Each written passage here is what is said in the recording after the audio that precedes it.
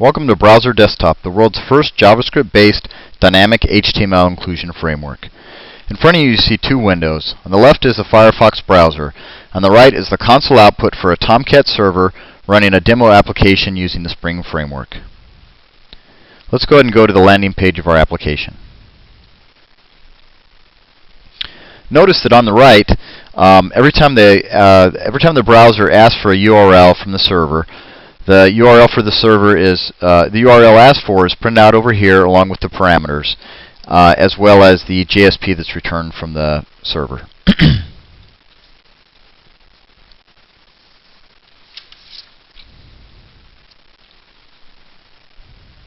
Also notice on the left that the layout is very simple. The reason for this is that we want to focus on how the framework coordinates content delivery to the browser. These pages actually could be as fancy as you wanted because they're made up of normal HTML and style sheets, so you could round the corners, do drop shadows, just make it look as nice as you want. This page is divided into three areas. The top of the page is the menu area, the bottom of the page is the footer, and the main part of the page is where we're going to do all the injection. We're actually going to run the application out of one page, and then this part in the middle is going to be injected with new HTML. We don't necessarily, for the framework, we don't have to inject just the middle area. We could inject anywhere in the page, and the framework's able to handle that.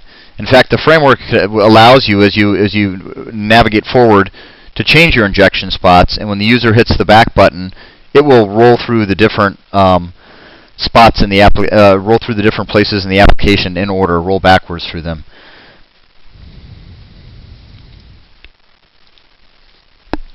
Okay, so now let's advance through the app.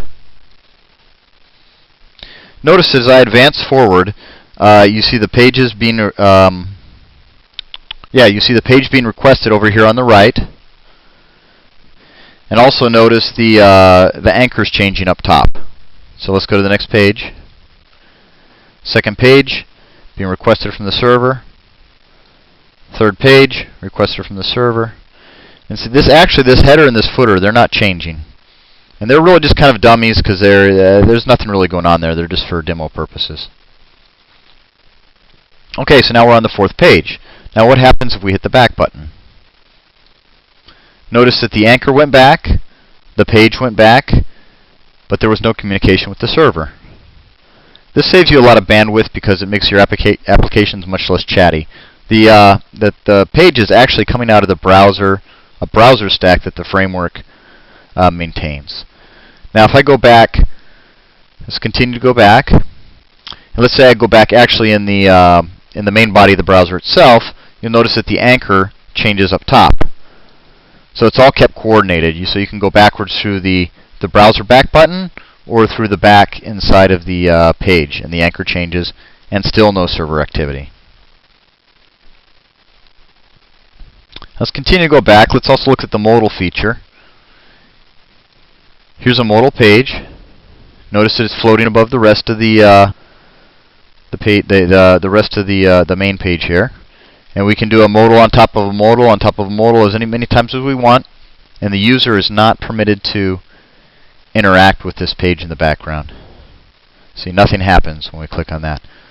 Now if we go backwards through the browser, you'll notice that the modals are navigated backwards in the order they came up. And the same would happen for something interior to the page as well.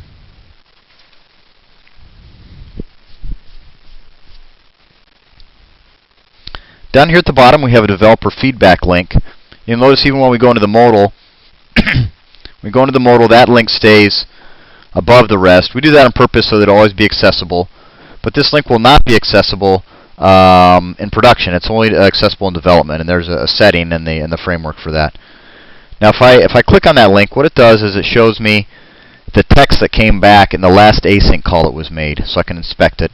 The reason we need this is because the developer cannot just right-click on here and say view page source like they could on a regular full-page refresh. They would only see what originally came in when we first entered the framework. So async calls you cannot see. You can't see the text from an async call, and that's why this mechanism is here. Okay, well, we have a lot more features in here, but it's too much to show in one video. Thanks. Read about the site and contact us if you have, need more information.